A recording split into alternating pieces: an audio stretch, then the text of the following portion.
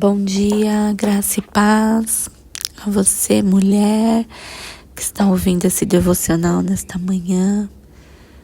Bendito seja o nome do Senhor pelo dia que Ele fez. Amém? Mesmo que talvez você ache que não tem motivos para agradecer, lembre-se que nós temos o Senhor e se Ele é por nós, quem será contra nós? Ninguém. O Senhor, Ele é bom, suas misericórdias se renovam a cada manhã, mesmo quando muitas vezes nós não enxergamos. O Senhor, Ele está conosco.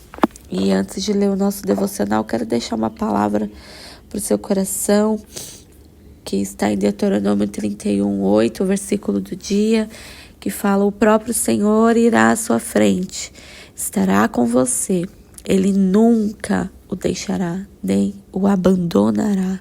Não tenha medo, não desanime.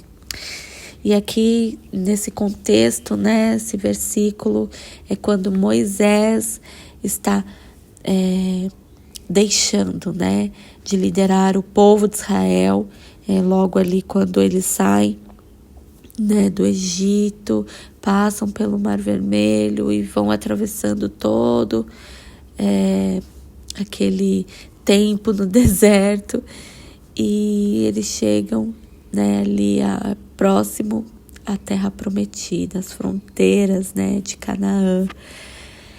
E mesmo diante de tantos desafios que Moisés enfrentou enquanto ele liderava esse povo, aqui ele está então passando o bastão para Josué. E a palavra que ele traz e deixa o coração de Josué é uma palavra de encorajamento. Moisés, ele não se lembra de todos os desafios e dificuldades, de todas as vezes que ele precisou clamar ao Senhor para que tivesse misericórdia daquele povo, para que o Senhor mandasse o maná, enfim. Moisés não se lembra das dificuldades, Moisés só se lembra de tudo que o Senhor já tinha feito até ali, e ele sabia que o Senhor iria completar aquela obra, que o Senhor iria cumprir a promessa de que aquele povo entraria, herdaria, tomaria posse da terra prometida. E o Senhor quer nos lembrar nesta manhã que a promessa dele está de pé e que nada pode impedir o agir dele na minha e na sua vida. Amém?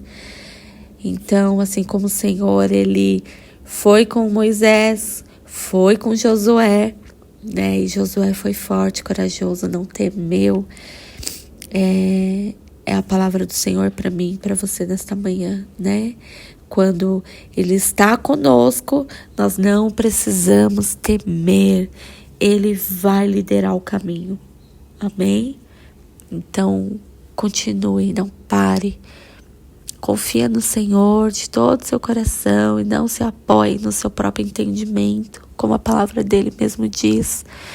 Mesmo quando a gente não entende os caminhos que o Senhor Deus toma, Ele mesmo assim está conosco. Amém? E então, que essa palavra possa te fortalecer, te encorajar nesta manhã. Vou continuar a leitura do capítulo 20 com você. Amém? Hoje eu vou ler mais um pouquinho e amanhã a gente termina ele. Louvado seja o nome do Senhor. Aqui, na leitura do livro Esposa e Mãe, os segredos de uma mulher feliz e satisfeita no casamento e no lar. E hoje o título é: estabeleça e reforce a sua própria sequência de obediência. Veja bem, temos de aceitar a culpa por fazer as coisas de modo errado no princípio, porque os nossos filhos não estão errados, nós é que estamos.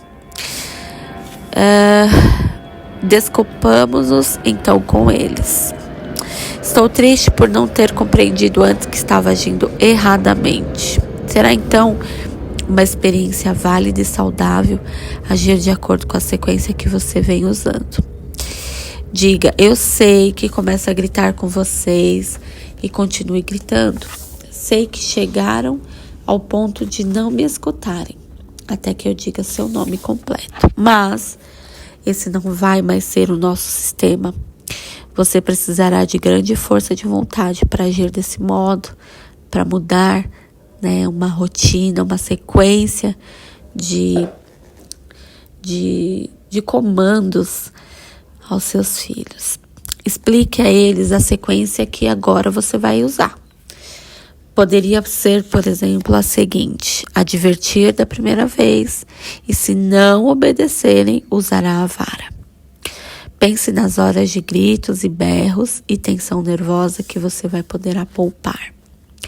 No princípio, eles não vão ter a coragem, nem sentir a necessidade de obedecer, mas detestam que você chegue ao ponto de explosão, porque não gostam de ser disciplinados. Nenhuma disciplina é agradável na hora da sua aplicação, mas depois produz o fruto pacífico da justiça nos que são por ela educados. Isso está em Hebreus 12:11. E eles sabem disso, assim como você. Prometa então a si mesma que vai decidir qual a sequência da obediência que será melhor para você. Lembre-se que seja algo que você consiga cumprir. Não coloca metas, objetivos ou cria uma forma muito mirabolante que vai ser difícil de você colocar em prática. Talvez você ache que deva fazer 2 avisos. Muito bem, este é o aviso número 1 e assim por diante. De qualquer forma, estude com cuidado qual a norma que você vai seguir. Você deixará os seus filhos bem aliviados se treiná-los numa sequência curta de obediência. Em 1 Samuel, lemos que os filhos de Eli eram maus e Deus lhe disse que deveria tomar providências a esse respeito. Mas a Bíblia diz: e ele os não repreendeu. Ele dava mais importância aos filhos do que a Deus.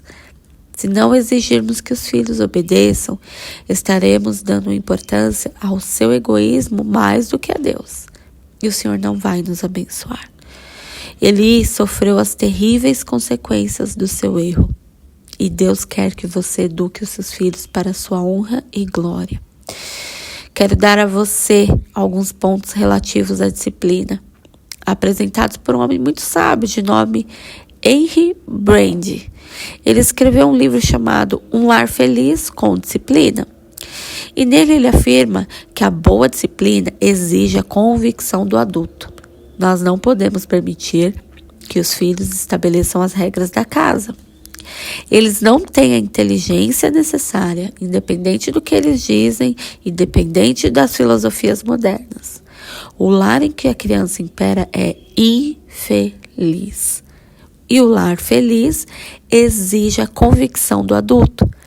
O autor salienta que toda criança tem o direito de esperar que seus pais saibam mais do que ela e que lhes mostrem o caminho.